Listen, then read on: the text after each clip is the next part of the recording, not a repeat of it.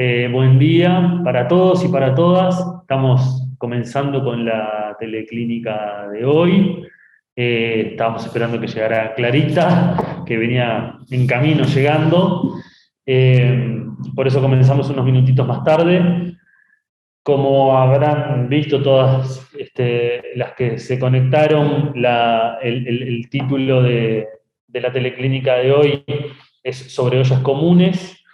Estuvimos pensando mucho en cómo hacer ese título, más allá de que fuera de ollas, tratando de visualizar cómo había sido que se habían generado estas respuestas sociales a situaciones que no son nuevas en nuestro país, pero sí, por eso utilizamos la palabra reemergentes, porque en definitiva toda esta situación de epidemia nacional y pandemia mundial ha generado aumento de determinadas brechas y de esa manera también respuesta a esas situaciones.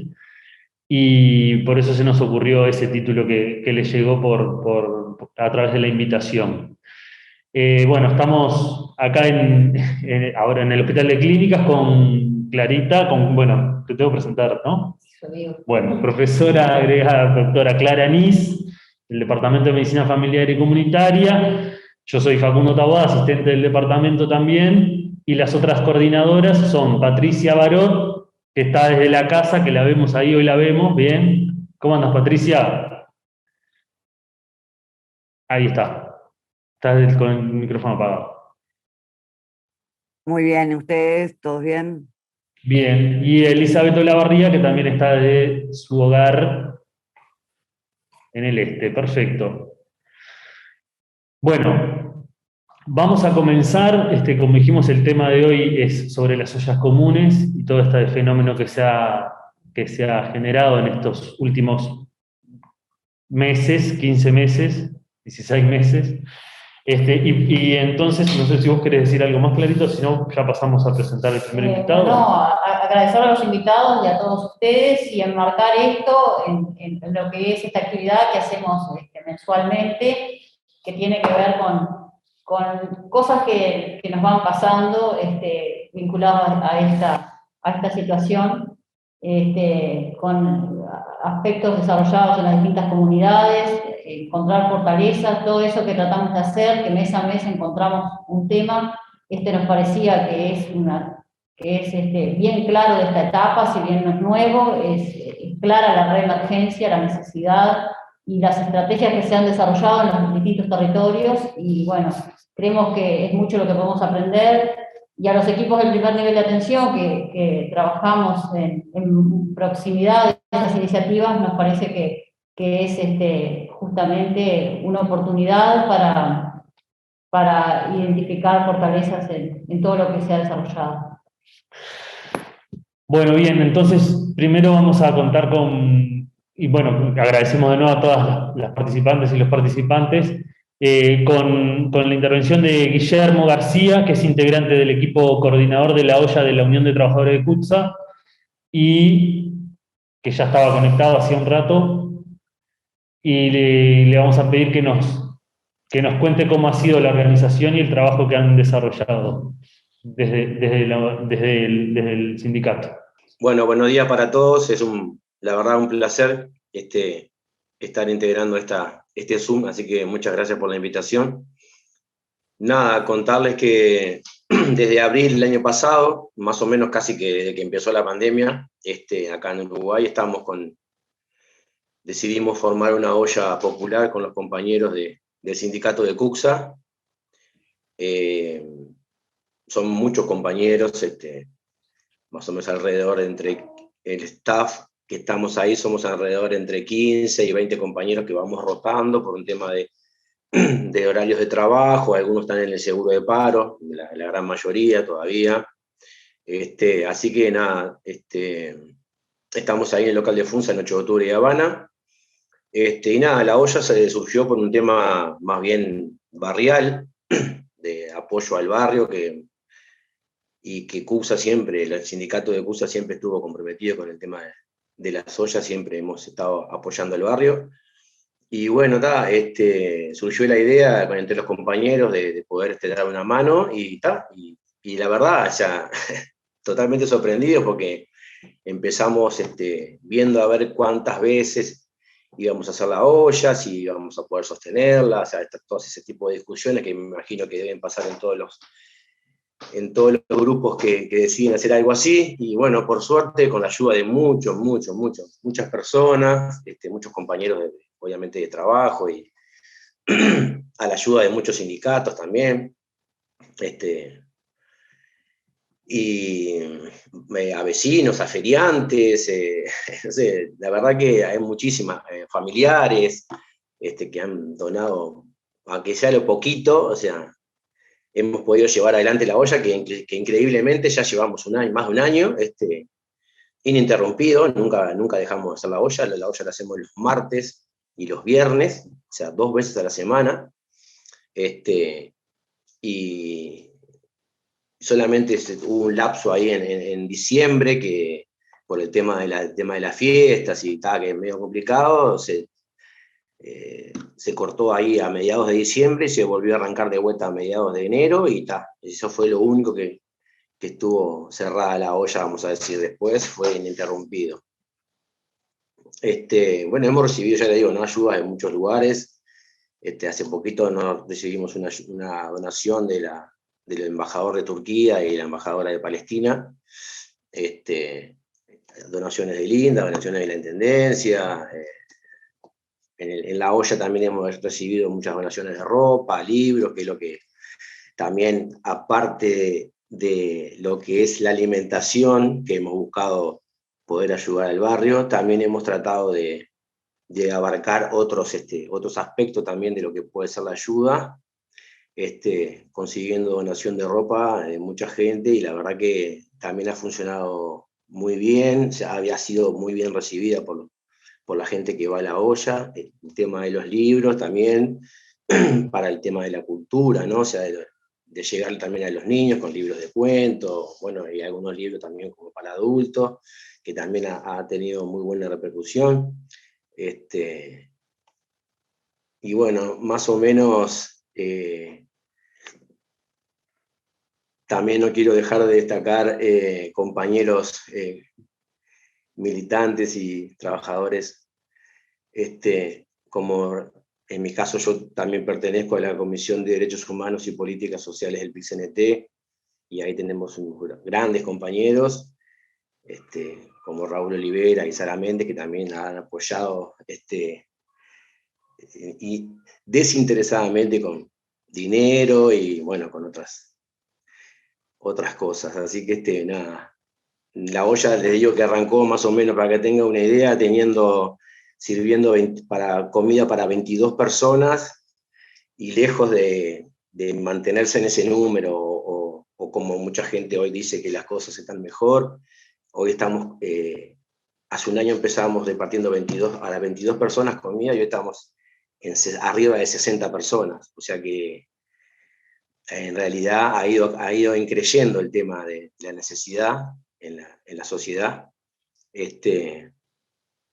Muchos niños, más o menos de estas 60 y pico de personas, hay entre 15, más o menos 10, 15 personas que sabemos que viven en situación de calle.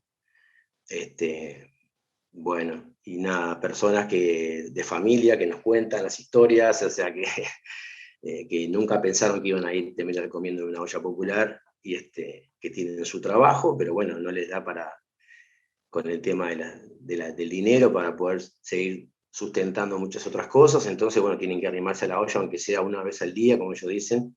Es la única comida que hago de una olla, pero bueno, los martes y los viernes saben que tienen la comida ahí, y bueno, eso ya es un ahorro para otras cosas. Entonces, es bastante amplio el tema de la llegada con el tema de la olla. Bueno, como todo, no estamos tampoco exentos de lo que es en algunos momentos el tema de la delincuencia. La semana pasada sufrimos increíblemente un robo grande en el local, y bueno, ahí nos robaron las garrafas, nos robaron bastante comida, o sea, carne que teníamos congelada, nos robaron muchas cosas, pero bueno, seguimos, por suerte, con toda la ayuda que hemos recibido de muchos, vuelvo a repetir, ¿no? Sindicatos y familiares y amigos y vecinos, por ahora pudimos conseguir todo de vuelta y seguimos adelante. También decir que hay muchos vecinos que van a comer a la olla, que levantan su plato de comida, pero también dejan algún paquete de fideos, algún aceite, o sea, para que la próxima olla siga adelante. O sea que hay todo como un conjunto ahí como de hermandad entre toda la gente que va a la olla.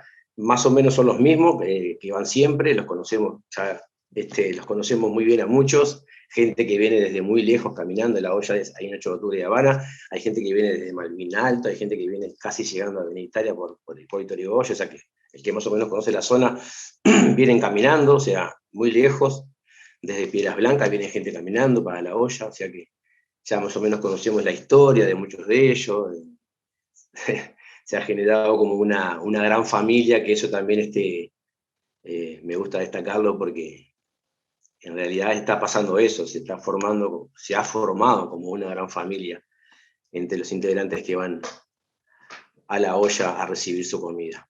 Así que nada, más o menos quería contarles esa historia de lo que está pasando con nosotros ahí en el tema de la olla de UTC. Y nada, me parece que es importante. Buenísimo, Guillermo. A mí se me ocurren varias cosas para comentar o para preguntar. Una que se me ocurrió preguntarte es un poco eso que comentábamos antes de arrancar la jornada de hoy. Hubo experiencias previas, vos contaste, ¿no? Me pareció al principio que desde el sindicato ya habían tenido alguna experiencia previa o en años anteriores de alguna olla que funcionaba o alguna olla popular. Bueno, cuando han habido conflictos en el tema del transporte, hemos recurrido a los famosos cantones ahí fue en realidad más bien para la interna de la familia de los trabajadores, pero también en esos momentos cuando fue ese tipo que se armaron ese tipo de cantones para ollas, para los trabajadores, para apuntalar lo que fue la lucha sindical, también siempre en esos momentos se arrimaban algunos vecinos, ya hemos tenido experiencias de ese tipo en el barrio, por eso ya decía que no era la primera vez que en el barrio habíamos armado ese tipo de... Claro. De hecho, nosotros cuando estábamos preparando la actividad, tuvimos algunas discusiones en el grupo coordinador en cuanto a la denominación de si olla popular, olla común, olla comunitaria.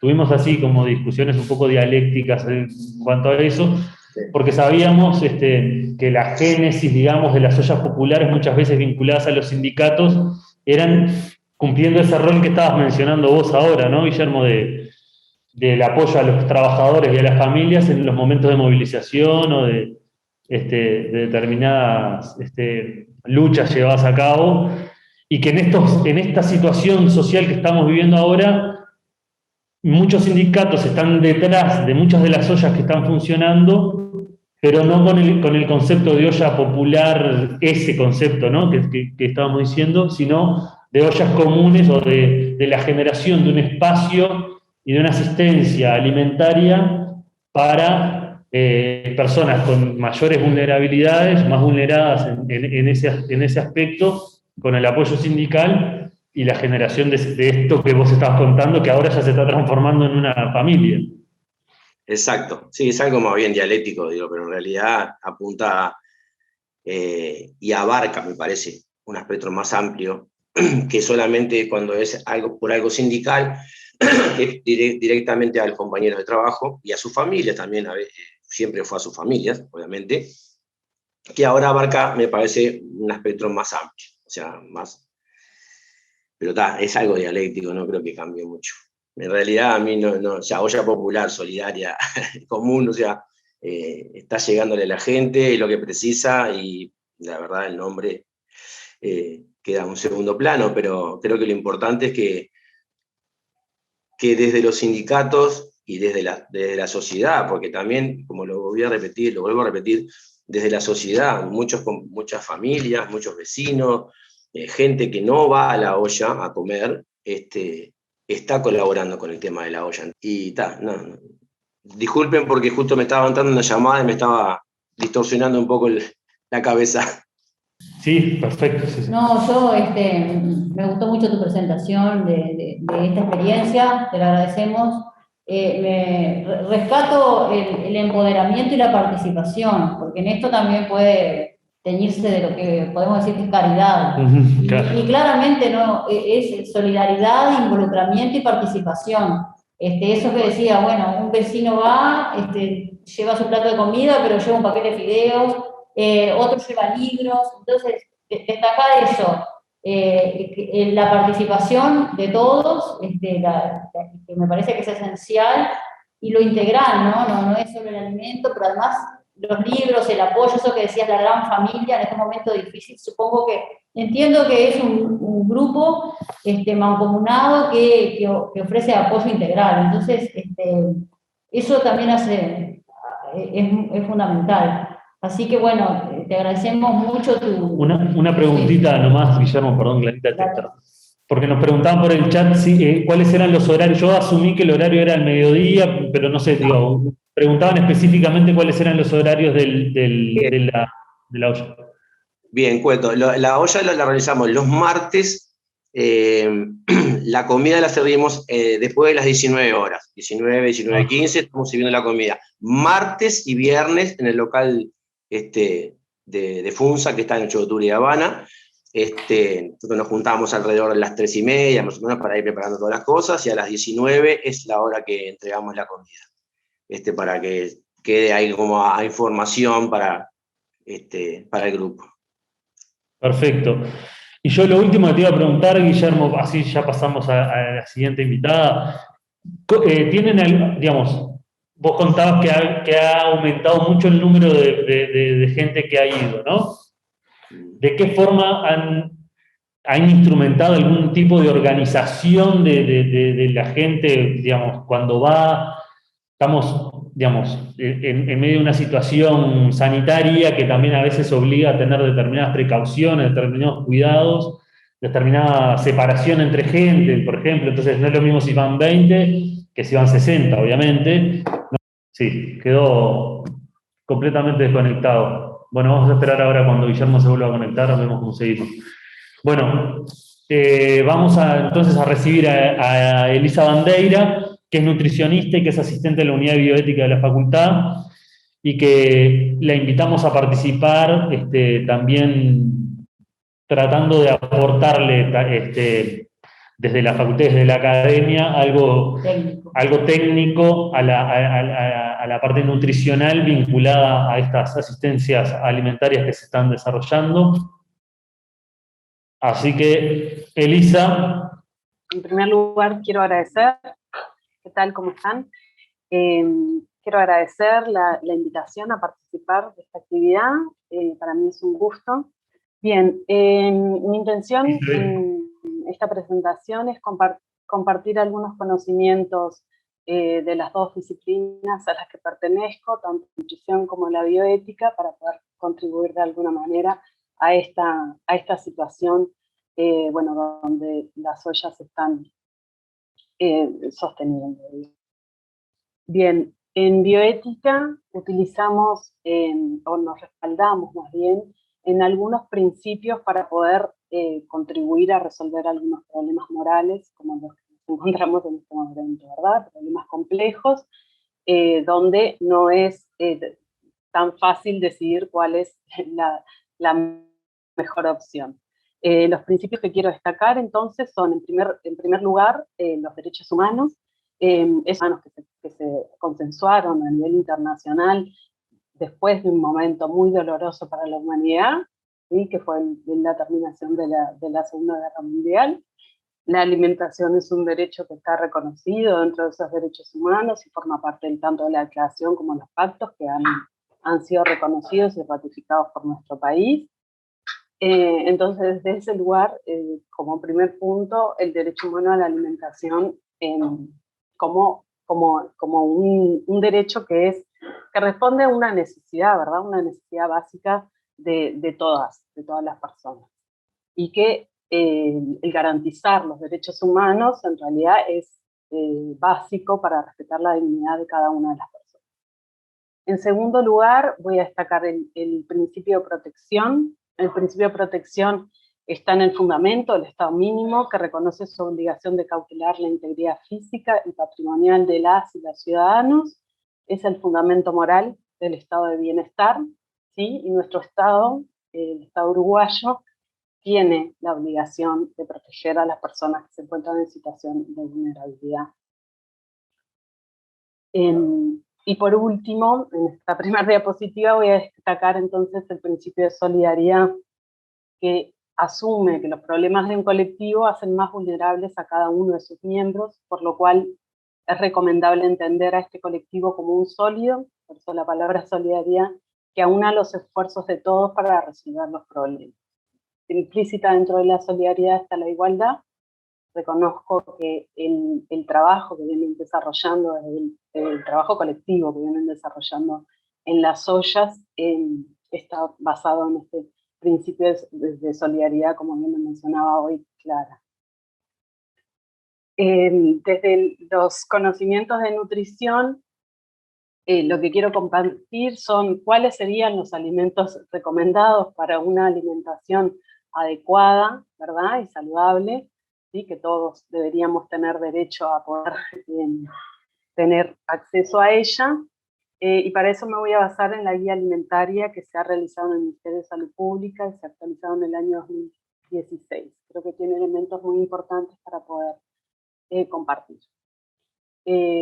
Esta guía alimentaria hace recomendaciones de lo que es una alimentación adecuada, ¿sí? Y para eso se deberían consumir diariamente todos estos grupos de alimentos, ven con un porcentaje bien alto es el de verduras y legumbres y el de frutas, ¿sí? Pero también están incluidos los panes, las harinas, las leches, las carnes, los aceites y los azúcares. Algunos ejemplos de alguna no sé cómo hacemos con, por ahí alguien que levantó la mano, no sé cómo hacemos con el tema de la mano, si lo dejamos al final, o prefieren, no sé cómo la organización le pregunta. Seguimos Bien, y después le damos. Y te digo una cosa, Elisa, capaz que te apagamos la cámara desde acá, porque como hay algunos problemitas de conexión, te digo que si en algún momento te apagamos la cámara, es para mejorar la fluidez del audio, ¿está? Bien, no hay problema. Bien, algunos ejemplos de almuerzos o cenas que podrían incluir algunos de estos alimentos recomendados para una alimentación diaria serían, bueno, estos que traigo acá en estas imágenes, que son elaboraciones de ollas, que creo que responden a lo que se puede estar elaborando en la olla. Quizás el primero es el que tiene más cantidad de carne, que es capaz que más difícil de alcanzar en una olla solidaria, ¿verdad? Donde, bueno, algunos elementos es difícil de conseguir, ¿verdad? Tanta cantidad de carne, quizás este sería el plato que esté más en discordancia, digamos, con una olla, pero bueno, el segundo ejemplo es un guiso de lentejas con porotos, con cebolla, morrón, zanahoria, calabaza, arroz, y el tercero, por aquí, un guiso de carne, la carne sería vacuna o de pollo, también puede tener arroz, verduras. Y bueno, un aspecto que quiero destacar de estas preparaciones, de estas fotos, es que siempre el plato de comida se acompaña con un vaso de agua, o en todo caso un agua saborizada, ¿sí? Con elementos básicos como limón, ¿verdad? O alguna hierba, pero siempre agua, ¿verdad? No, tratar de no refrescos. Y bueno, también en la foto destacamos las frutas, ¿verdad? Que también pueden ser incluidas dentro de la distribución. La recomendación en relación en general a las ollas es tratar, así como en las ollas a nivel familiar a veces nos cuesta incorporar verduras, creemos que es posible en esas preparaciones incluir suficiente cantidad de vegetales, ¿sí? Que aportan fibra y nutrientes que son esenciales para el organismo. Entonces, además de calabaza, zanahoria o morrón, o bueno, alimentos que son como más utilizados en la olla, podemos también incluir coles, incluir vegetales de hoja, ¿verdad? Para tratar de aumentar la cantidad de fibra y el valor nutricional de alimento. Y así como aumentar esos vegetales, disminuir la cantidad de panceta y chorizo a los que estamos acostumbrados a utilizar en las preparaciones de olla. Y como les decía hoy... ¿O sí? ¿Cómo? Disminuir no es abolir el chorizo y la panceta tampoco. No. Bueno, disminuir. Y si es posible, agregar fruta. Bien.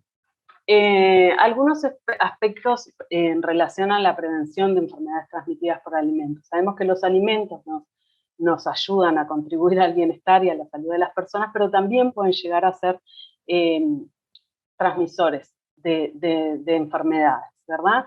Entonces, para que esto no suceda, y la verdad le comparto este aspecto que puede sonar como quizás como un mandato, digamos, un imperativo, quizás difícil de poder cumplir, pero lo destaco porque realmente es un aspecto que puede tener riesgos potenciales, ¿verdad? Entonces, algunos aspectos que voy a destacar para el día de hoy en relación a las enfermedades transmitidas por alimentos. Con respecto a los locales donde se realizan las ollas, sería bueno que esos locales cuenten con agua potable, con, si es agua corriente, con una pileta donde las personas que preparan los alimentos puedan lavarse las manos cada vez que es necesario, y además también esa agua se puede utilizar para tomar y para preparar los alimentos. Que las mesadas no tengan poros, ¿verdad? Que si son de madera, que estén correctamente pulidas, o bueno, en el caso de que eso no sea posible, utilizar manteles de hule, ¿verdad? Para poder separar y para no exponerse a la contaminación del alimento que se está preparando. Después también cuidar, observar el tema de la limpieza de las paredes y de los pisos, bueno, con material lo más liso posible, que eso facilita la limpieza y la higiene y la desinfección de esos espacios. También sería deseable que tuviera una ventilación, una iluminación adecuada, y bueno, también observar el aspecto de control de plagas, tratando de evitar el ingreso de esas plagas que pueden ser también transmisoras de alimentos.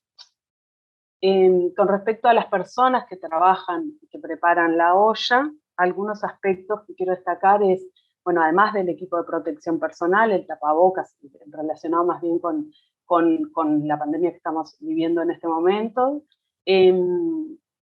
incluir gorro o pañuelo, ¿verdad? En el caso de que no se tenga un gorro, por lo menos atar el cabello para que eso no sea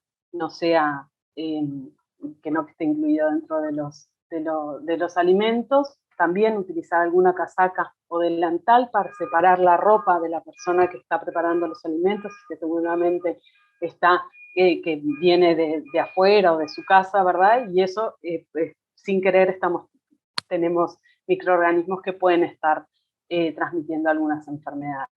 Después, obviamente, enfatizar la limpieza de manos permanente, ¿verdad? Y con respecto al tema de los guantes, en algunos casos se utiliza, en realidad la recomendación de guantes no es necesaria, digamos. El guante puede ser utilizado en casos donde, por ejemplo, la persona tiene un corte, ¿sí? O tiene alguna herida que puede, bueno, que eso podría estar también contaminando los alimentos. Pero en el caso de que las manos estén sanas, ¿sí? Lo ideal, limpias, es que utilicen las manos y no los guantes, porque los guantes pueden dar una falsa sensación de higiene, que en realidad podemos estar manipulando alimentos y también contaminándolos entre sí, ¿verdad? Los últimos aspectos que quiero mencionar con respecto a las enfermedades transmitidas por alimentos: cuidar especialmente la contaminación cruzada entre carnes y vegetales,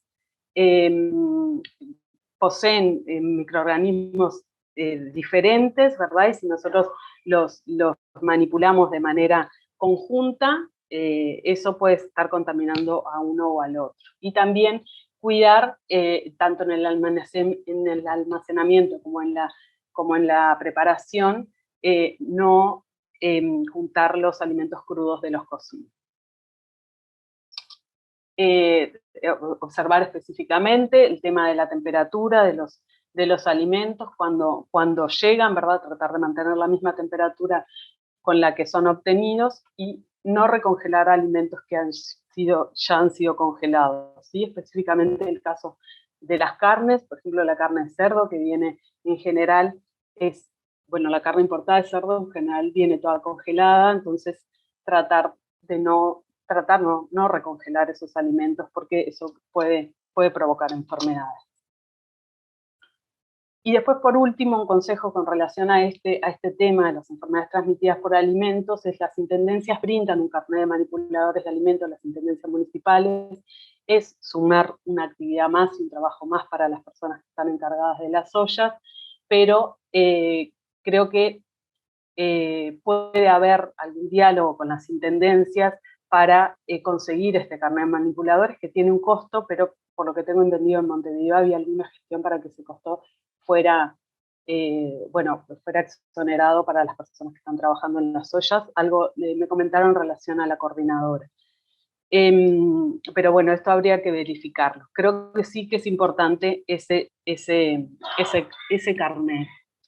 Con respecto a las donaciones, y por ahí mis últimas como recomendaciones vendría a ser de alguna forma, observar específicamente el tema de las fechas de vencimiento. Algunas veces las empresas alimentarias donan los alimentos próximos a la fecha de vencimiento, o bueno, los alimentos ya vencidos. Eso hay que observarlo específicamente y no hay que aceptar alimentos que se encuentran vencidos, ¿verdad? En cuanto a la calidad nutricional de los alimentos donados, ¿sí?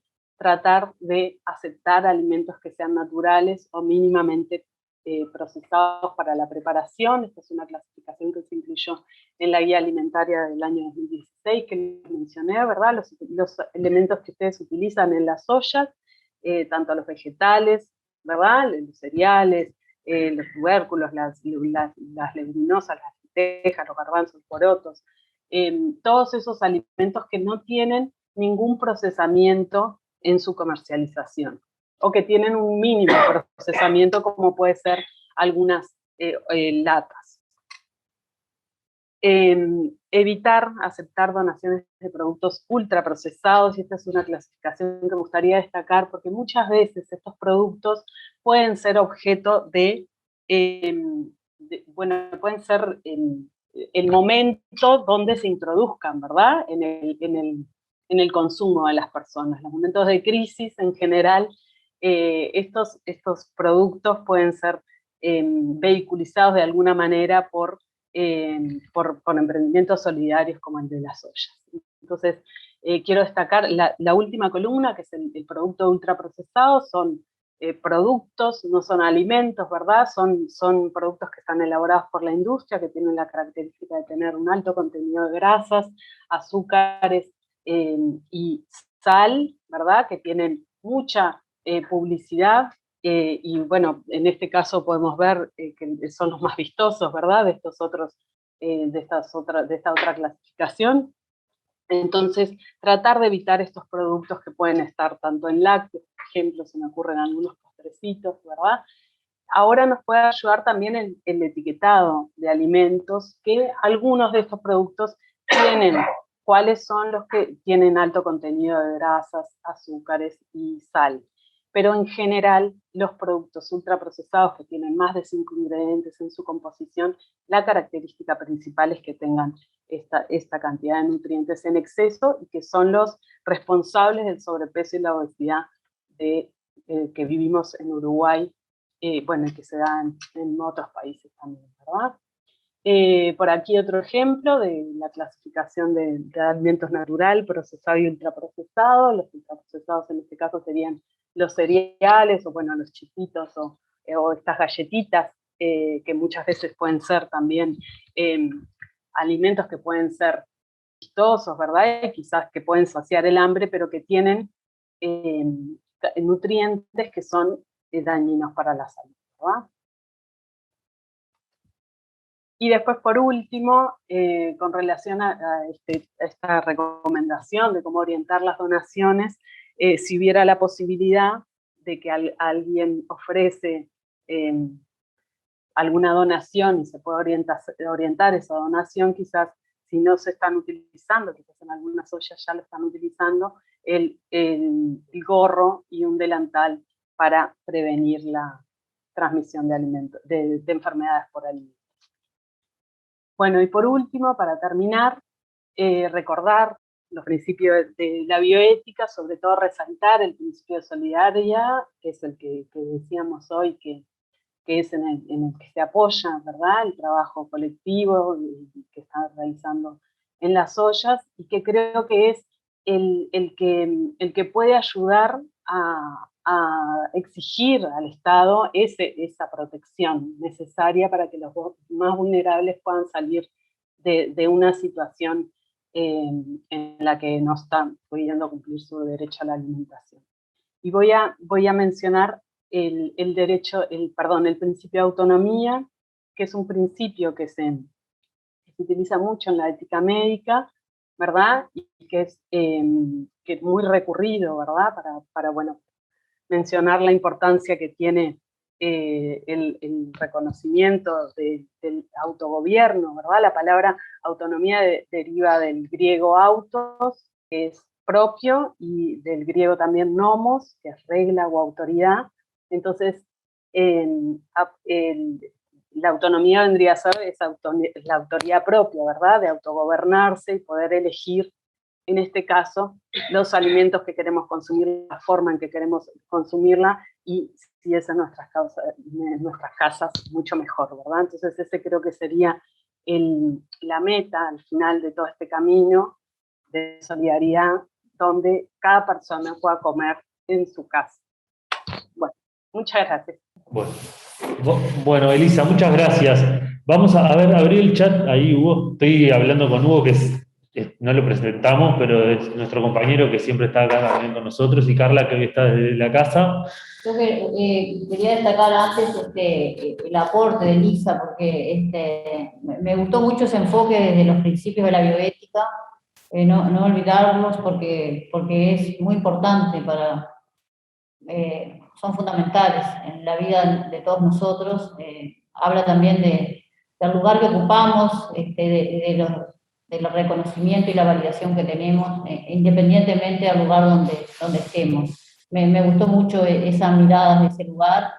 Y bueno, y agradecerle los aportes técnicos, porque muchas veces en esto podemos cometer errores sin saberlo. Me pareció muy adecuado. También es cierto que hay que poder articular entre lo deseable y lo factible y la emergencia, ¿no? Entonces, eso es un gran desafío que cada una de las que está en la coordinación de estas iniciativas, supongo que es donde se va debatiendo, ¿no? Entre lo deseable, lo recomendable, lo que tengo y lo que necesito ofrecer, las necesidades. Entonces,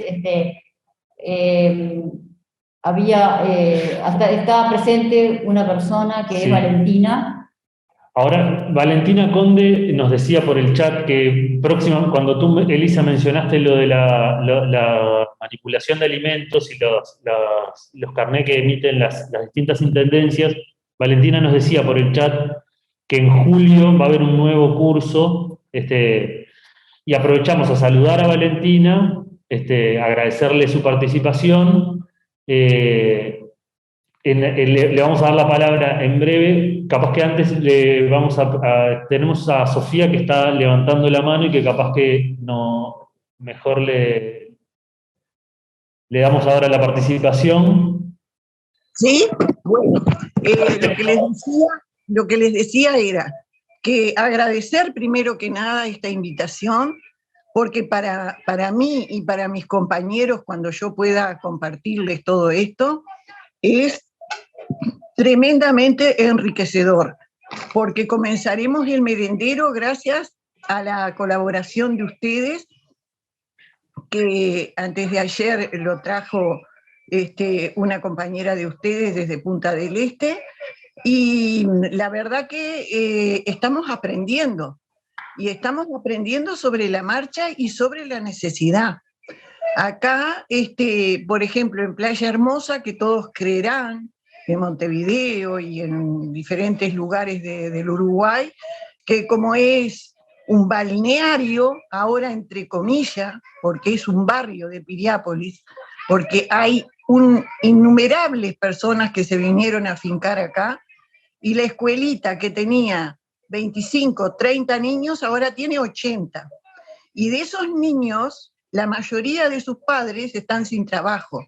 Entonces, la idea nuestra de hacer el merendero en el octógono, en el salón comunal del barrio, que no tiene ni siquiera un año de inaugurado, con mucho esfuerzo, se nos ocurrió que los sábados, que no tienen la escuela, que no tienen la comida, darles una rica merienda era ideal. Así que le preguntamos a la directora de la escuela, a las maestras, y ellas dijeron que bueno, que era bárbara la idea, y ahí estamos. El primer sábado de julio comenzamos, y vamos a comenzar con la base de esta conferencia, porque seguro ustedes nos están enseñando cómo manipular. Tenemos que manipular la leche, la cocoa, el azúcar, las tortas o lo que nos donen para cada niño. Entonces, es muy importante y yo les agradezco muchísimo. Muchas gracias, Sofía, por estar, por participar. Teníamos ahí alguna pregunta por el chat sobre cómo son los cursos que emiten las intendencias para los carnets de manipulación, pero no sé, en todo caso, capaz que lo podemos ver en otro momento, porque no sé si nos va a dar el tiempo. Vamos a seguir, porque si no, el tiempo no nos va a dar para todas las invitadas que tenemos. Stephanie Luzardo, la va a presentar Clarita. Stephanie, ¿cómo andas? Stephanie, bienvenida. Stephanie, gracias por aceptar la propuesta. Stephanie es una joven, como ven, reside en Los Cerrillos, integra, es polifacética ella, pero integra un grupo de jóvenes que se llama Cabildo Joven, que tiene tiene varios años ya, que lo que les sobra es creatividad, son impresionantes, que realmente han transformado el municipio de Los Cerrillos. El alcalde actual es un integrante de ese grupo que se generó hace varios años, que ha tenido intervenciones con mucha participación. Han logrado que todo el pueblo de Los Cerrillos y de la zona rural, que es bien extensa, se involucre y participe muy activamente de las experiencias comunitarias más ricas y sobre todo lideradas por jóvenes y desde hace mucho, y sostenida en el tiempo, que eso es lo difícil, ¿no?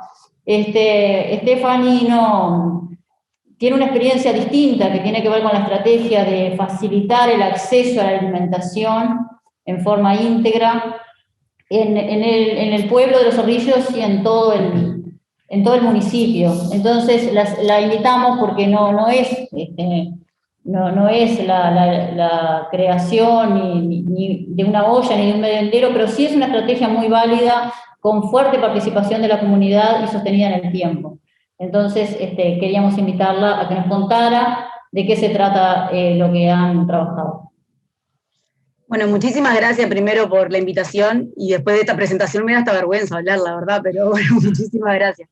En realidad, un poco contarle esto que decía Clarita. Nosotros en el 2011 arrancamos como un colectivo de jóvenes acá de Los Cerrillos, que después fuimos creciendo, entonces pasamos como a un colectivo de vecinos organizados, donde estamos del 2011 trabajando, y eso es lo que nos ha generado de las diferentes patas de acción, tanto a nivel más educativo, como bueno, en espacios públicos, culturales y demás, es también generar como, bueno, un aval y un reconocimiento del trabajo. En el marco de eso, cuando el año pasado arranca el tema de la no presencialidad y que se cortan las clases.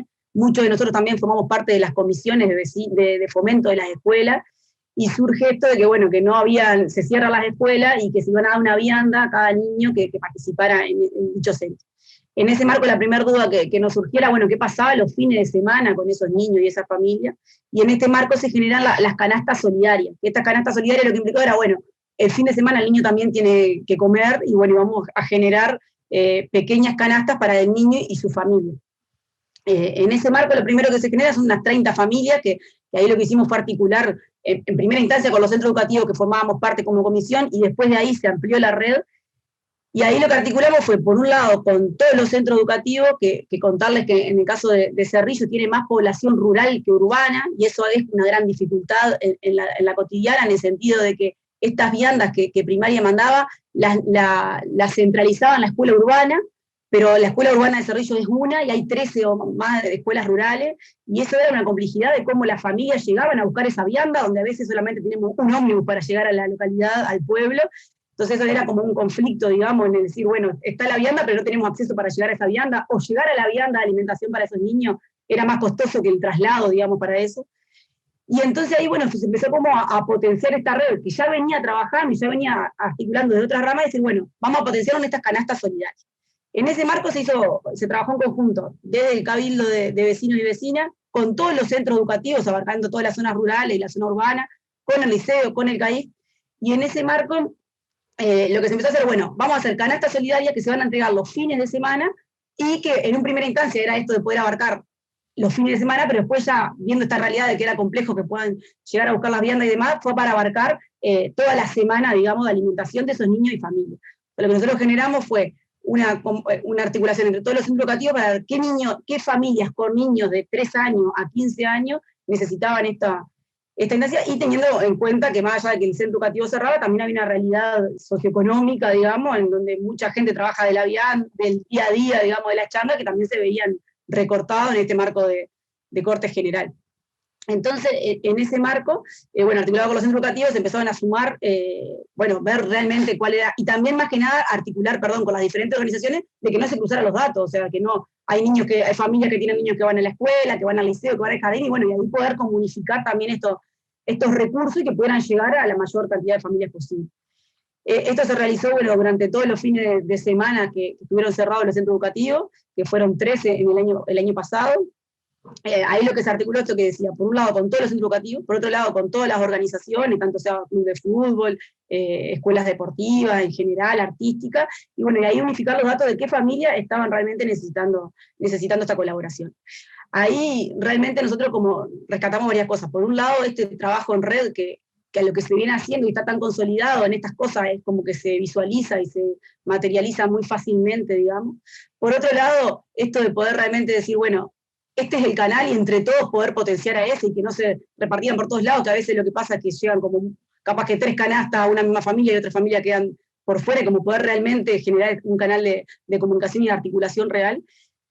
Por otro lado, esto de realmente poder llegar a todas las zonas rurales, que esto lo digo es re complejo, la distribución rural del municipio, y ahí lo que hicimos como modo de organización era, entre martes y jueves, bueno, fragmentábamos lo que era el tema de las donaciones, a veces llegaban paquetes grandes de cosas y demás, y ahí un poco en coordinación lo que planteaba Elisa, rescatar que en esto de las redes se sumaron nutricionistas que también nos ayudaban a decir, bueno, si tenés tal tipo de alimentos, le faltaría sumar tal otro para poder complementar y que esa canasta le llegara fuera de la mejor manera posible.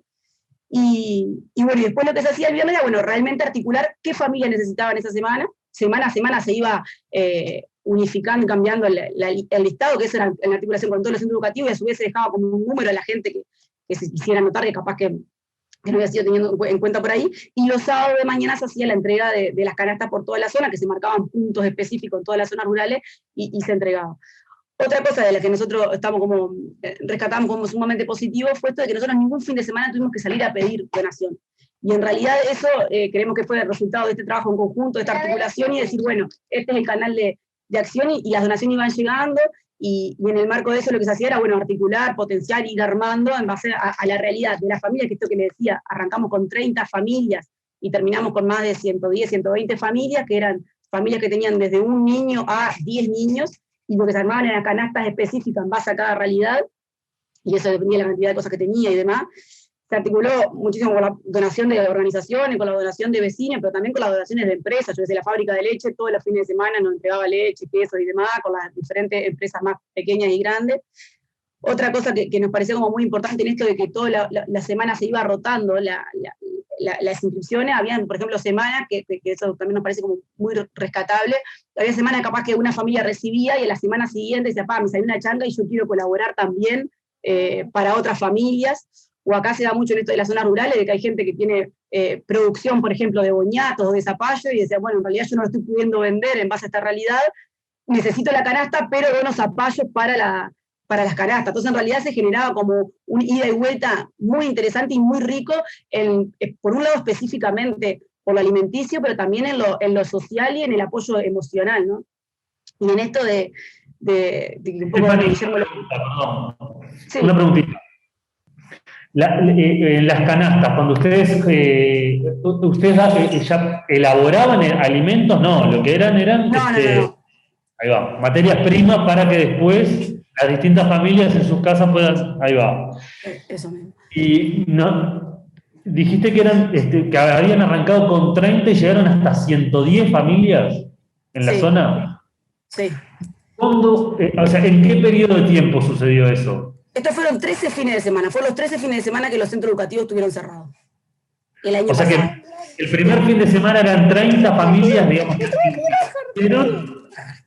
y toda esa cantidad de semanas después eran 110. Sí, que fue la situación que fue cada vez más compleja, digamos, en este marco de que estas changas, digamos, iban cortando y cada vez era como más compleja la situación. Sí, en ese marco, y acompañando un poco la pregunta que tú me hacías, nosotros lo que hacíamos era, le damos la materia prima, y lo que sí después de estas articulaciones era como todo, y en base a esto que Guillermo compartía, todos los fines de semana, más allá de la alimentación específica, también estaba acompañada de libros para la familia, o de juegos para niños. Nosotros generábamos, algunos somos recreadores, generábamos como propuestas para los chiquilines también, para ir acompañando como este proceso. Y por otro lado, no menor, teníamos también hasta a veces le dábamos librillos con recetas que podían hacer con esos alimentos que nosotros les dábamos.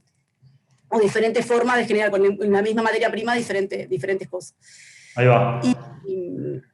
Y por otro lado, en esta articulación con los centros educativos y la complejidad de la zona rural, de que muchas veces, por ejemplo, no tienen acceso a internet, y lo que se utilizaba era eso, nosotros los sábados les llevábamos también los deberes a los chiquilines que no tienen acceso a internet, para que puedan en la semana, nosotros el sábado les llevábamos los deberes, por ejemplo, el liceo no daba tan solo en rural, no hay internet, nosotros les llevábamos los deberes a esos chiquilines, y el sábado siguiente ellos nos devolvían los deberes, se los dábamos al centro educativo, y así era como la conexión también como por ahí. Bien, perfecto. Más que nada, en esto lo que rescatábamos es un poco esto del trabajo en red, digamos, de las diferentes áreas y de las diferentes instituciones, como para poder llegar de la mejor manera a cada una de las diferentes áreas. Y por eso también rescatamos que esto no se hubiera podido crear de la nada si no veníamos trabajando desde antes, ¿no? Porque también hubo una confianza de los centros educativos, una confianza de toda la organización, es decir, bueno, esto que estamos dando acá sabemos que va a llegar de la mejor manera posible, que eso también es como resultado de una red que ya estaba tejida desde antes, ¿no? O sea, no es que se arrancó acá, sino que creemos que esto hubiera sido imposible de poder hacerlo así. ¿Y por qué nosotros rescatamos que fue el año pasado esto? Porque en realidad después del resultado de ahí se generó como una... Nosotros en realidad esto lo arrancamos viendo como un vacío también, ¿no? En esto de decir, bueno, están las viandas, pero si los niños no pueden acceder a las viandas, no tiene sentido. Y después se generó como una red de emergencia donde, bueno, se canalizó, y hoy en día es el municipio el que está canalizando esto, digamos, ¿no? O sea que la gestión de esas canastas que llegan, como decías vos, a la escuela, ¿no? Digamos, que se centralizan ahí, ahora la gestión de esas canastas la está haciendo el municipio y no ustedes como organización. ¿Eso es así? Sí. Está, bien. Perfecto. Y en la recolección de todos los productos que componen esas canastas, ¿sí está la organización? ¿O también eso pasó al municipio? ¿O eso cómo es? En realidad, las cosas que, o sea, esto que le decía, también nosotros surgió como en un vacío que había en ese momento. Hoy en día, después del resultado de este trabajo, se generó como una red específica ante esto. Entonces ahora lo que nosotros hacemos es las cosas que nos llegan, los donamos ahí, el municipio es el canal para hacer entrega a esta familia. Ahí va, perfecto. Bien.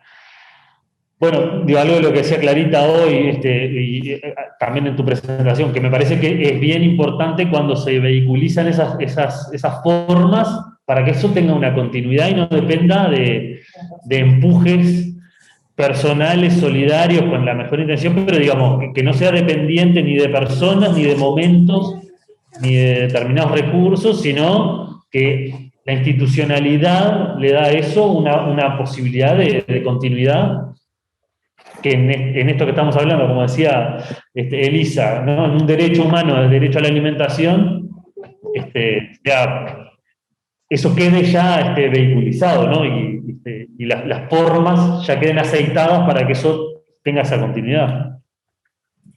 Sí, yo quería destacar eso que decía Stephanie recién, ¿no? De la trayectoria que ellos tienen como grupo y la confianza en las instituciones, la importancia del trabajo comunitario permanente, con referentes locales que sin duda allanan el camino, porque de buenas a primeras empezar a trabajar con gente que nunca los viste, claro, es posible que esté todo bien, pero la confianza y el trabajo previo seguramente es un gran facilitador. Y la permanencia. Y la permanencia, y el compromiso ante múltiples situaciones, entre lo cultural, lo educativo, lo recreativo. Por eso son desconocidos para nadie en todo el municipio. Y creo que eso fue la clave para esto de pasar de 30 familias a 100 y pico, habla por sí solo. Sí, yo te preguntaba de nuevo esos números porque me llamó la atención, porque eso en realidad fue en un lapso de tiempo relativamente corto para tener una multiplicación de ese tamaño, digo, pensando, ¿no? Ustedes venían como remando la forma de instrumentar las cosas para 30 y de golpe tuvieron que llegar a 110, me imagino. 3 veces. Claro.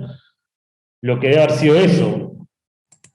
Sí, igual en relación a eso, esto que rescataba de que nunca salimos a buscar, no era como por hacerlo que nunca salimos a buscar, sino que realmente también en esto, al ver los resultados y que realmente se llevaban a las personas que realmente lo necesitaban, la donación semana a semana fue creciendo mucho y realmente se pudo llegar de la mejor manera a todas estas familias, ¿no? Que eso para nosotros también nos sorprendió en un momento, ¿no? En el sentido de decir, estamos llegando a 110 familias y estamos llegando bien porque de hecho de semana a semana sobraban hasta donaciones y eso es como, fue bien grato, digamos, ¿no?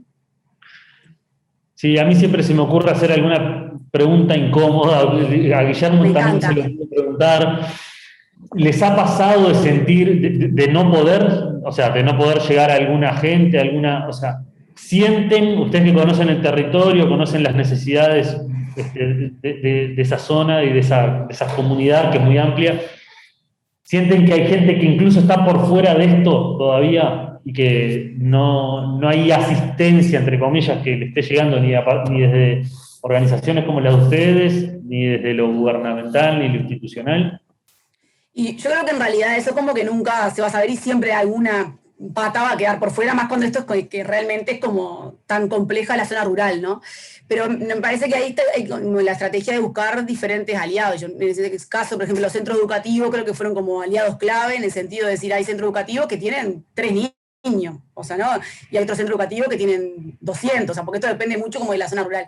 Claro. Y en estas zonas rurales los centros educativos son sus centralidades.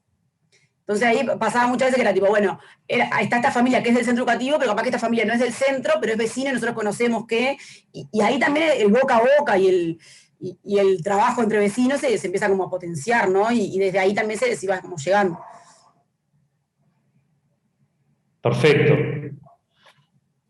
Bueno, ¿vos le querías preguntar algo más? No, por ahora no. Muchísimas gracias, Stephanie. Bueno, muchísimas gracias a ustedes por la invitación y bueno, y por todas estas gestiones que están haciendo. No, nosotros solamente generando una instancia de articulación, si es que fuera, y de aprendizaje, que es lo más importante. Bueno, buenísimo, muchísimas gracias. Le pregunto, Hugo, ¿Guillermo se volvió a conectar? No, porque hoy perdimos a Guillermo, que era el primer participante, que habían quedado un par de cositas así colgadas al final. Pero bueno, a ver, déjame ver el chat un segundo, porque tenemos a Valentina Conde así, con fuerza, re comprometida, ayudándonos pila, y dice que para seguir aportando números, 73.055 es la cantidad de porciones que se sirven en ollas de la coordinadora semanalmente, y 57.140 es la cantidad de porciones que se sirven en merenderos semanalmente. Como a veces esos números como impactan porque dimensionan de una forma brutal, ¿no? Gracias, Valentina. Ahora después igual vamos a datos de mayo, nos dice, a contar con tu participación, así que nos cuentes algo más. Vamos a pasar a Nelly, que hoy se conectó temprano, estuvimos probando el sonido con ella. Nelly Guarneri es una vecina de Barros Blancos, que está también vinculada. Bueno, ella nos va a contar en realidad mejor cómo es su vinculación y su trabajo en la olla. Así que Nelly, buen día. Te damos las gracias por la participación y te escuchamos. Bueno, muchas gracias por la invitación. Mucho más que interesante las cosas que he escuchado. Esta experiencia de los cerrillos me parece magnífica. Quería, saludar a todas las personas que están participando y especialmente vi algunas caras conocidas. Un abrazo para todos ellos y ellas, que una alegría encontrarme aquí. Mi nombre es Nelly, como ya les dijeron, y estoy hablando desde Canelones, Barros Blancos, Ruta 8, entre el kilómetro 23 y el 30 más o menos. Para ubicarles un poco, en este momento estoy jubilada. He participado a lo largo de mi vida en muchas actividades, tanto comunitarias como institucionales, y en este tiempo, en estos últimos años, haciendo las cosas que me gusta hacer y las que creo que se necesitan. Y en ese trance, en ese tránsito, es que participo de una olla en una de las villas, serían los barrios que hay aquí en Barros Blancos. Barros Blancos tiene una población enorme, y una de esas villas se llama Bellavista, está un poco alejada de la ruta. Yo estoy hacia la ruta y al medio. Esta zona está un poco más alejada, pero es algo, como tantas zonas, en esa he tenido mucho contacto con vecinos y vecinas, por cuestiones del propio trabajo que tenía, por actividades, por el contacto con vecinos y vecinas activas en lo que se necesita, que aquí se necesita mucha cosa, y y en este tiempo de pandemia, muchas más se notó rápidamente a partir de marzo del año pasado, muchas cosas que estaban pasando. Entonces, vecinos y vecinas de esa zona decidieron armar una olla. Es un lugar, Barros Blancos y esa zona en particular, donde las necesidades tal vez y una historia de solidaridad hacen que pasen muchas cosas. Es decir, cuando hay problemas, surgen propuestas, actividades de los vecinos y vecinas. Y en este caso, algunas personas plantearon de hacer la olla, me llamaron para ser parte, como a otros, y empezamos con esa olla. Es decir, en un principio no sé bien cómo se acomodaron, pero consiguieron algunos alimentos. Allí hay un local que está semi-derruido, al lado de la policlínica Entre Todos, que hace muchísimos años, tal vez unos 25 años, es de los vecinos, es decir, alberga propuestas de los vecinos de allí, vecinas, y ha sido mantenido por ellos. En este momento está en muy malas condiciones, pero es el sostén, digamos. Yo estaba pensando cuando hablaban de otras ollas que esta olla se hace al aire libre. El local es como una excusa, el local es como un resguardo, pero en realidad la olla se hace afuera. A partir del año pasado se empezó esta olla, que es semanal, se hace los sábados, casi todo el tiempo se concurría a la olla de mañana y la comida se daba a partir de la 1, a las 2 de la tarde. En este invierno la olla se está haciendo un poco más tarde, y se trata de tener un periodo corto de tiempo porque el lugar no cuenta con agua y con luz. Entre tantas cosas particularidades de los lugares. El lugar se viene usando, y el local, para algunas actividades con niños o reuniones, pero en estas condiciones. Entonces, hacer la olla significa traer muchos bidones de agua, se acondicionó un lugar para el lavado y demás. Se han traído bueno, mesas y sillas, hay recursos que han quedado en la comunidad. Se hace todo un armado, y recuerdo que en un principio se consiguió una olla prestada, después se consiguió otra más grande. Fue todo un proceso. Hay un grupo de unas 6 personas, a veces 8, que son como la base sólida, y siempre hay personas circulando, ha ido cambiando las personas que se encargan de la olla. En la cocina hay una cocinera de un centro CAIF cercano, que tiene mucho conocimiento y que nos aporta en cuanto a ello. Hay un fogonero o cocinero, que es el que se encarga del fuego, que es todo un tema de conseguir la leña y cocinar a fuego. Y bueno, y estamos los demás y las demás, que bueno, un poco esta cocinera nos organiza. Yo no tenía experiencia en esto, en cantidades importantes de comida, en lo que se va a ir haciendo, el lavado de las verduras o lo que sea, el picado, pelado, en fin, todas esas cosas. Una cosa que me parece interesante de destacar, a las cosas que yo venía escuchando hoy, a mí me parece muy interesante ver lo generacional, lo transgeneracional que se da en la olla. Participan personas viejas, jóvenes, adultos, llamémosle como quieran, todos en contacto y trabajando juntos e interactuando. Es decir, yo he sido partícipe de conversaciones inéditas, porque no es lo común hoy en día que se puedan dar estos espacios de encuentro y de hacer juntos y juntas. Inclusive se acercan a la olla muchas personas de edad que, además del plato de comida, vienen a buscar el encuentro con el otro. Y esto sucede. Bueno, entonces, yo me había armado un poquito para poder contarles. Las personas que participan allí son personas, vecinos, vecinas, solidarios, y bueno, intentando aportar. El local es que les decía, tiene el nombre de Homero Cardoso, que es un vecino de la zona, querido, que ya no está con nosotros. Los alimentos y demás en un principio se consiguieron con alguna donación. Siempre hemos puesto algo de nuestro bolsillo para completar lo que falta. Por algún periodo hemos tenido la ayuda del municipio en el pasado año. Después, este año ya es la Intendencia la que ahora está colaborando con algunas cosas. En general tenemos problemas con la carne, es lo que casi siempre teníamos que comprar, y hemos tenido experiencias inéditas y particulares. En un momento nos donaron pollos vivos, y fue toda una historia a ver si los aceptábamos o no. Nos encontramos, en mi caso particular, con mucha gente muy vaquiana en esto.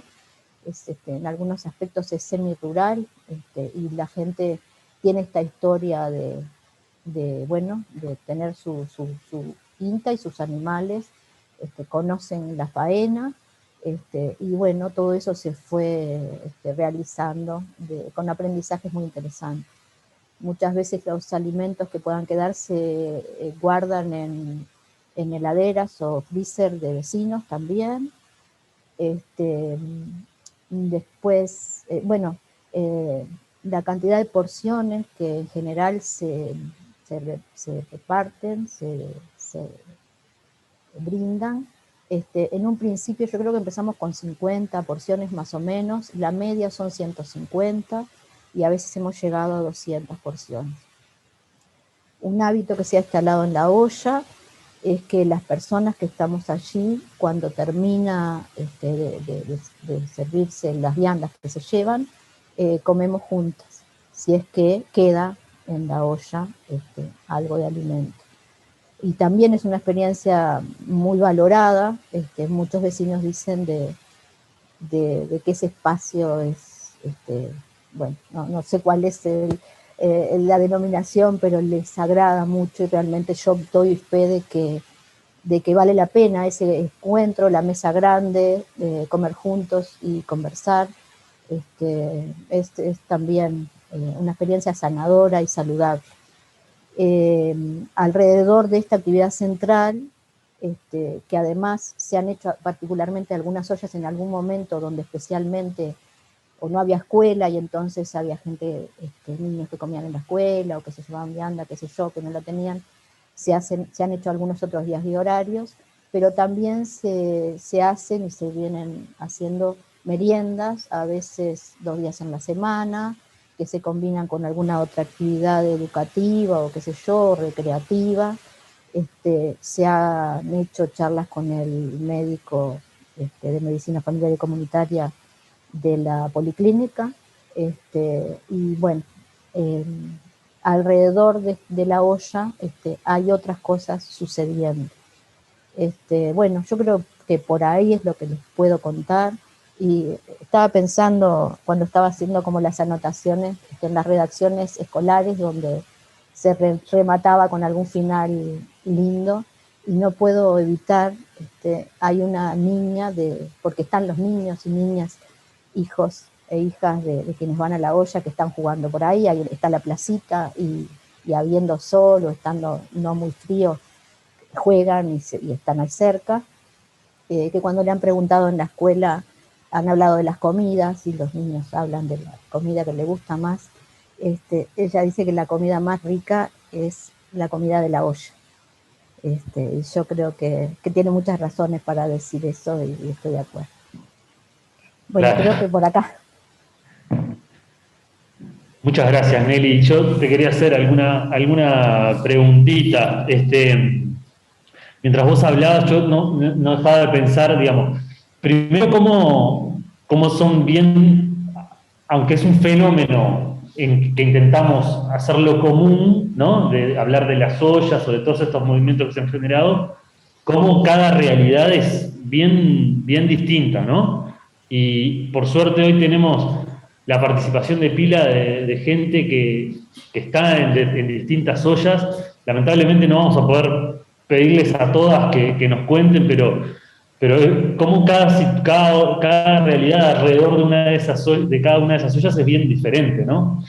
Y pensaba también en el valor ese que vos destacaste mucho como el lugar de reunión, ¿no? Pensar que estamos, o sea, ¿cómo es el ciclo de esta situación, ¿no? Porque es la emergencia de una situación sanitaria que nos aísla a todos, que vulnera más a la gente más vulnerada, que entonces se genera la necesidad de combatir eso, y la forma es reagruparse, que es lo que al principio nos prohíben, ¿no? Entonces yo me quedé pensando mucho en eso y el valor que tú, desde tu experiencia, estás transmitiendo que tiene y ha tenido la olla, más allá desde la asistencia alimentaria propiamente, sino además también en la asistencia social, digamos, por decirlo de alguna manera, ¿no?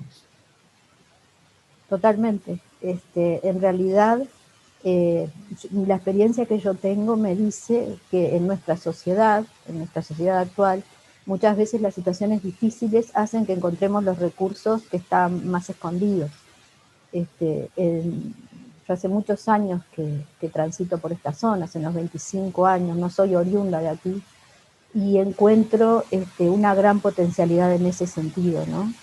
Que la necesidad haya podido hacer, y en muchas etapas lo he visto, que la gente busque recursos propios, creativos, y que sacan lo mejor que los seres humanos tienen. Así que, de alguna manera, el tema de la olla es un tema doloroso porque nos está diciendo que hay personas que no tienen para comer, y lo vemos, no nos está contando nadie, lo vemos, con un montón de carencias, pero por otro lado vemos a estos seres humanos que muchas personas que trabajan en la olla, es decir, que ayudan a los otros, no tienen trabajo. Hay un grupito que tiene su ingreso, su salario, que es mi caso, que tengo un ingreso, pero hay otros que no. Uno se pregunta, y una se pregunta, qué recursos tiene para poder tener esa generosidad, ¿no? Eso hace también toda esa dinámica, lo que yo contaba que es difícil de transcribir, cómo ver que un viejo le cuenta a un joven su historia, habla con sus palabras, le trae cosas que el muchacho no conoce, y ahí se tiene que dar el vínculo. No hay manera de zafar, y no hay un medio tecnológico ahí, ¿no? Inclusive nosotros que ahí no hay electricidad, con mejor razón. Esto que pasa es muy interesante, así que me parece digno de destacar de los vecinos de esta zona y de esta olla. Buenísimo, Nelly, muchas gracias. Y te puedo hacer una pregunta, capaz que no te quiero incomodar, pero te quiero hacer una pregunta, porque también me quedé pensando en todo lo que nos contó Elisa hoy, ¿no? Y cómo también desde la parte técnica, yo sé que estuviste, digamos, toda la actividad, y cómo desde la parte técnica hay un montón de recomendaciones y cuidados que vale la pena tenerlos, ¿no? Como decía Elisa, como nutricionista, más allá de los aspectos éticos que me parecieron fundamentales, que creo que quedaron bien plasmados y bien claros, que Clarita los destacó, desde el punto de vista técnico, ciertos cuidados de los alimentos, de la contaminación cruzada, de la cadena de frío, digamos, toda esta serie de cosas que se fueron manejando. Aprovecho y te lo pregunto a vos, se lo iba a preguntar si no a Valentina o a alguna de las otras chiquilinas que están en otras ollas. ¿Cómo ven la realidad y la viabilidad de esto, ¿no? De tener en cuenta estas cosas que ella planteaba? ¿Qué posibilidades reales creen que hay? ¿O qué imposibilidades reales creen que hay, digamos, dependiendo un poco de cuál sea la situación? Sí, trataré de ser breve en esto. A mí me parece que es un tema más y muy importante a tener en cuenta, y tratamos de acercarnos lo más posible. Yo cuando hablaba Elisa me daba hasta vergüenza, ¿no? Porque ponemos mucho afán en mantener limpio el local y todo lo que tiene que ver con lo que hacemos, y es sumamente dificultoso, pero lo hacemos. Tenemos la suerte de que una de las referentes es maestra de un CAI, está muy organizada, tenemos vínculos con distintos actores de la comunidad. Esto que decía, tuvimos una charla por el tema del COVID, por ejemplo, en principio con el médico de la policlínica que está al lado. Intentamos mantener todos los cuidados y hablamos sobre ello. Pensaba, bueno, las mesas que tenemos, cuando hablaba de esto, hay una mesa de plástico de estas blancas y una mesa con caballetes, que es lisa, que tiene buena pintura, digamos. Hacemos muchos esfuerzos para mantener la higiene de la mejor manera posible. No son las mejores condiciones, nosotros creemos que posiblemente tal vez para el próximo año, a fines de este año, haya una reparación del local, que creemos que es muy importante, porque en esa zona los vecinos tendrían un centro, ¿no? Porque les cuesta, o sea, tan lejos del centro Salvador Allende, y otros tienen que caminar mucho, no hay otros lugares de esparcimiento, entonces ese lugar, y que se mantenga vivo, digamos, es muy importante. Así que tratamos de tomar los cuidados y tomamos lo que podemos aprender y lo que nos indican, tratamos de aplicar. Buenísimo, muchas gracias. A ustedes. Nos quedan pocos minutos, igual nos vamos a pasar unos minutitos, ya le avisamos a Carla y a todo el mundo que nos vamos a pasar. Tenemos entre las personas que van quedando, que por suerte son muchas todavía, Carolina es médica de familia en San Antonio, también una zona rural, y tiene una experiencia muy interesante también y linda para compartir, que va acorde a todo esto que hemos venido conversando. Así que, Caro. Bueno, buenos días para todos, gracias por la invitación. La verdad que súper sensibilizada con todo lo que han estado compartiendo los compañeros y compañeras. Nuestra situación en San Antonio comienza más o menos en abril del 2020, enseguida después de los primeros casos detectados en Uruguay con la pandemia de COVID, y en realidad surge por un movimiento de los vecinos y actores de la comunidad toda, que arman en aquel momento, por el confinamiento y todo lo demás, un grupo, ¿no? Un grupo de WhatsApp donde reúnen a todas las instituciones de la zona y algunas comisiones importantes como la Comisión Fomento Rural, las mujeres rurales de la zona que tienen mucho poderío, el grupo de jóvenes, Tocay Pasá, y bueno, y todas las instituciones educativas y de salud de la zona fueron invitadas a participar.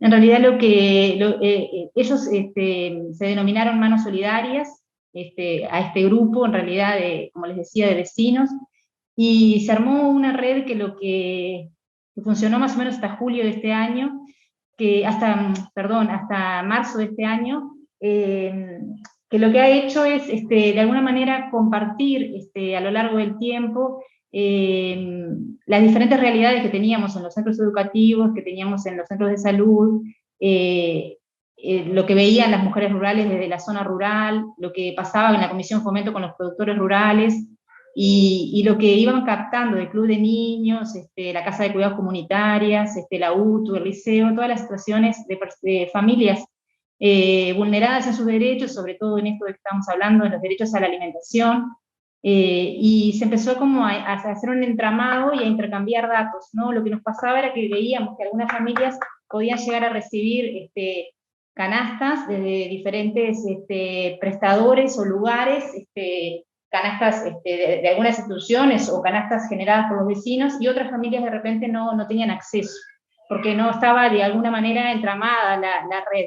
Entonces lo que se hizo fue intercambiar como datos para que a todas las familias que estaban necesitando este acompañamiento, este apoyo, pudiéramos llegar. Entonces fue lindo intercambio porque, bueno, en aquel momento el Club de Niños, a través de un convenio con INAU, tenía canastas, a la vez estaban las canastas UI, estaban las canastas de la Comisión Fomento Rural, y a la vez estaban las canastas del municipio. Entonces teníamos como mucha posibilidad de distribuir, pero no queríamos de repente llegar a una familia muchas canastas y a otra ninguna. Entonces ese entramado generó eso que estuvo muy bueno.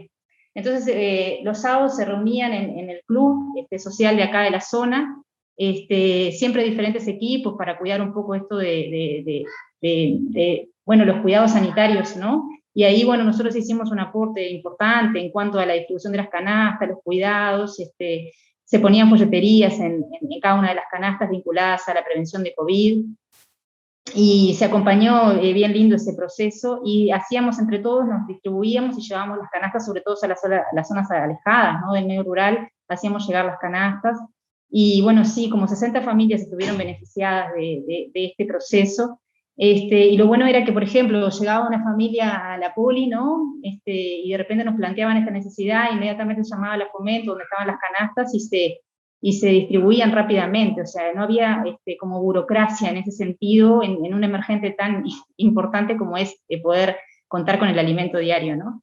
Se trabajó muy bien, ese grupo sigue abierto, siguen surgiendo cuestiones emergentes que se solucionan, pero no está ahora contando de repente con las canastas, sobre todo institucionales, ¿no? Y bueno, esa fue un poco la experiencia nuestra. Lo más importante a destacar es que acá hay mucha producción rural. Acuérdense que San Antonio es la segunda ciudad después de Salto en horticultura, entonces eso hace que nosotros tengamos como excedente de verduras y frutas. Entonces, bueno, de alguna manera eso se hizo llegar a la olla más grande que tenemos en la zona de San Ramón. Se trataba de nuclear a los productores y que llevaran todos los excedentes que volvían del mercado en buenas condiciones, o los excedentes que tenían en su propia producción, para que llegaran a la olla, y también todas las canastas que venían desde las instituciones, se sumaban los vegetales, que eso no estaban en las canastas, para que llegaran a las familias, un poco de esto que hablaban los compañeros, de hacerles llegar productos también de buena calidad, frescos y saludables, ¿no? Que a veces es tan difícil en las emergencias, ¿no? Bueno, por ahí, Ulises. Perfecto, Carolina, muchas gracias. Te hago dos o tres preguntitas cortitas. Las canastas, ¿cómo lograron centralizar? ¿No? Porque en definitiva, parte del trabajo más importante me pareció entender que estaba vinculado a la gestión de todos esos recursos que surgían de distintos lugares, para intentar hacer además una distribución lo más justa y equitativa, ¿no? Entre las distintas necesidades que podía haber. ¿Cómo hicieron claro. para centralizar todo eso? En realidad, como en el grupo estaba la trabajadora social del municipio y estaba una de las referentes del club de niños y a la vez la gente de la Fomento, ellos eran un poco los que distribuían las canastas, entonces, bueno, esas canastas se llevaban todas a un mismo lugar, se rearmaban, porque muchas veces algunas canastas traen algunos productos, muchos, y poco de otra cosa, o no había artículos de limpieza, que en todas tratamos siempre de poner artículos de limpieza. Además hicieron bastantes jornadas de venta de tortas fritas, y todo lo que faltaba se compraba y se sumaba, y se rearmaba una canasta un poco más gordita, por decirlo así, que tuviera un Más poco de integral. claro, un poco de todo y muchos vegetales, porque es lo que acá sobraba, por decirlo así. Entonces eso fue como muy importante, y ahí se gestionaba esto que yo te digo, que bueno, veíamos que desde el club había 10 familias que sabíamos que estaban atendidas por el club, bueno, la Fomento tenía otras familias, pero por ejemplo acá a la Poli llegaban adultos mayores que no recibían ninguna prestación y no tenían jubilación, bueno, lo poníamos en esa lista, íbamos priorizando, se armó un formulario para que la gente llenara, pero algo muy como rápido, con poca burocracia, y si no había, esas familias no recibían otras prestaciones, se otorgaba estas canastas que se rearmaban, ¿no? Entonces fue un poco eso, y gestionar la logística de que la canasta llegara en tiempo y forma a donde realmente tenía que llegar. Estaba pensando si, digamos, la experiencia que nos contó Stephanie hoy temprano, que también está en una zona rural, si también ustedes tenían esa dificultad de llegar a gente que esté más alejada digamos, del lugar desde donde se gestionaban estas canastas. Sí, ahí San Antonio tiene una zona rural enorme que a pesar de que es tan pequeño en la zona urbana, son 3.000 habitantes y 1.800 viven en la zona rural y alejados, profundo, ¿no? Entonces, sí, de repente hay que hacer 15, 20 kilómetros para llegar, y bueno, a veces lo que se hacía era, o el móvil del municipio, o a veces los autos particulares nuestros, tratábamos de llegar a todos los lugares aunque fuera alejado.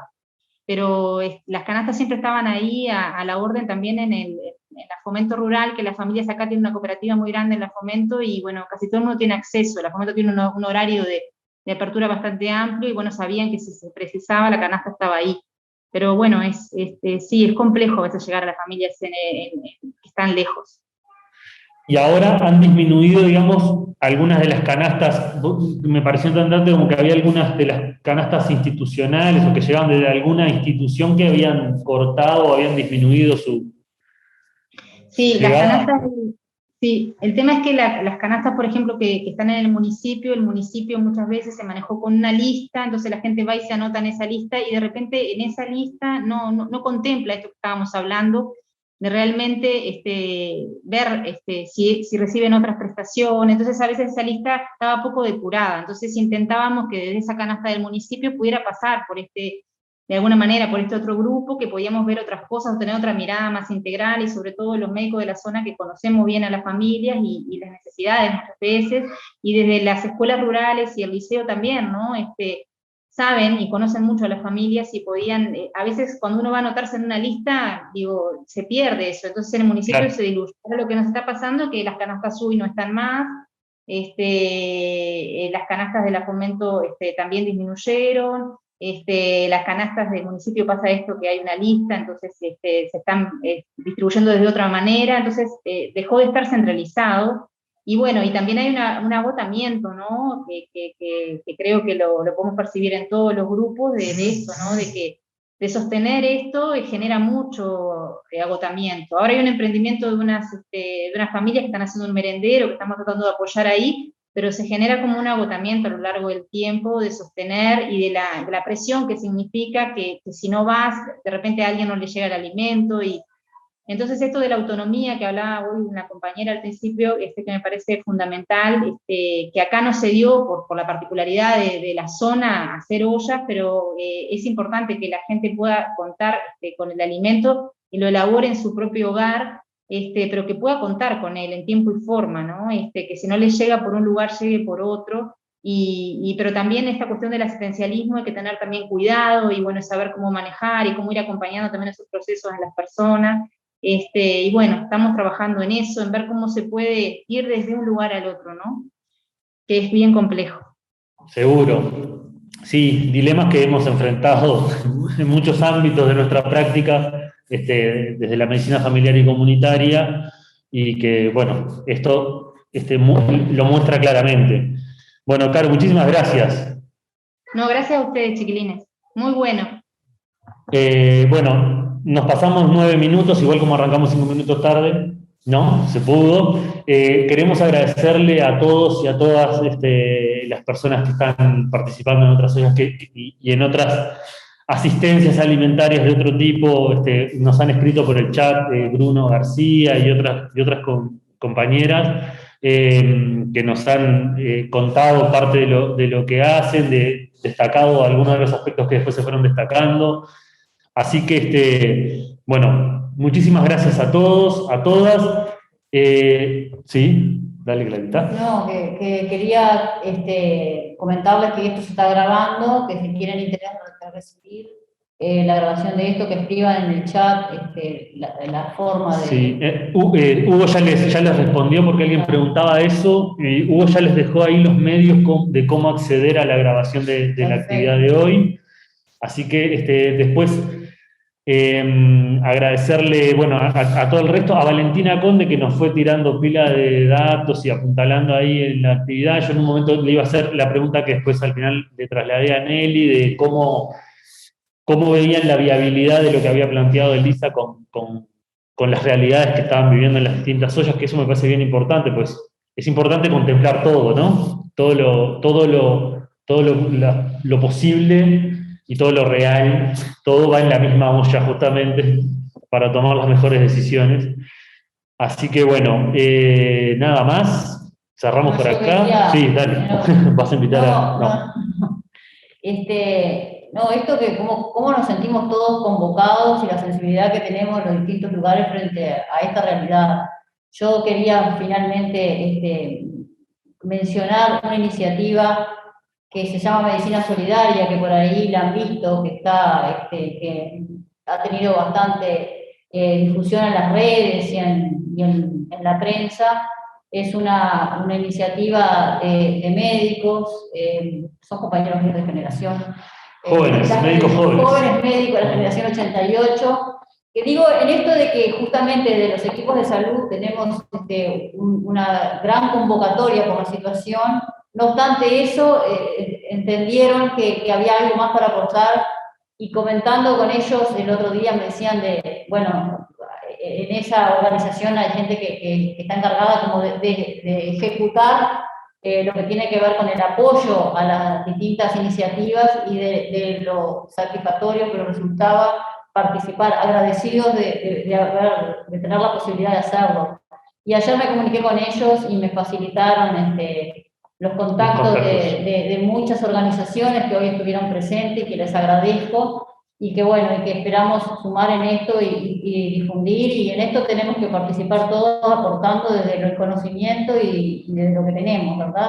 Así que quiero agradecerles a los que participaron, que se vincularon a Medicina Solidaria, y bueno, y muy poca cosa más por hoy, ya estamos repasados, agradecerles las enseñanzas que tenemos desde este lugar, de todos ustedes. Sí, muchas gracias. Y a los invitados. Sí, especialmente a los invitados que han dedicado tiempo en esto de tantas demandas, se hicieron un tiempo para estar con nosotros. Y por la tarea que cumplen también, que es bien importante, ¿no? En la realidad que estamos teniendo. Bueno, Elizabeth, Patricia, se despiden, ¿quieren decir algo más? Que siempre las dejamos. Por mi parte, agradecer por el aprendizaje, la instancia de aprendizaje para mí también. Muchas gracias. Bueno, muchas gracias, Elisa. Y Patricia. Porque es un gran aprendizaje esto. Bien, Patricia, gracias.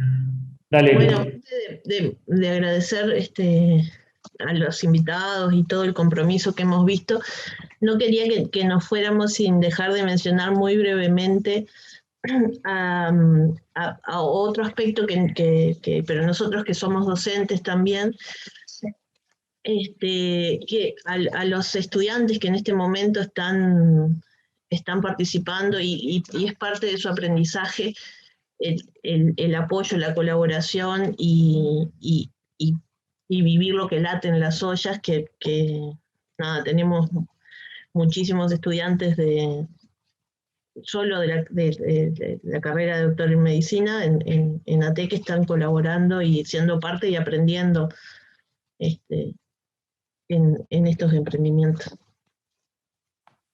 Buenísimo, Eli, sí, fundamental, muchas gracias. Bueno, hoy no dio el tiempo como para traer ese aspecto, pero nada, no dejar de mencionarlo porque laten en ese ritmo también. Sí, claro. Bueno, ahí Valentina nos contestó que... ¿dónde estaba? Ahí. El esfuerzo por seguir las recomendaciones nutricionales y de higiene es inmenso, también la necesidad de trascender al asistencialismo y exigir políticas públicas que restituyan derechos vulnerados, que hacen que la población tenga que recurrir a la olla, obviamente. Gracias, bueno, gracias a vos por participar y a todas y a todos. Y bueno, cerramos. Muchas gracias. El mes que viene, el cuarto jueves de julio, vamos a tener la próxima teleclínica. Ya les llegará la invitación, porque la fecha no me la voy a acordar. El enlace es el mismo. El enlace va a ser el mismo. Y nada más. Saludos para todas, para todos. Gracias y nos vemos pronto. Muchas gracias.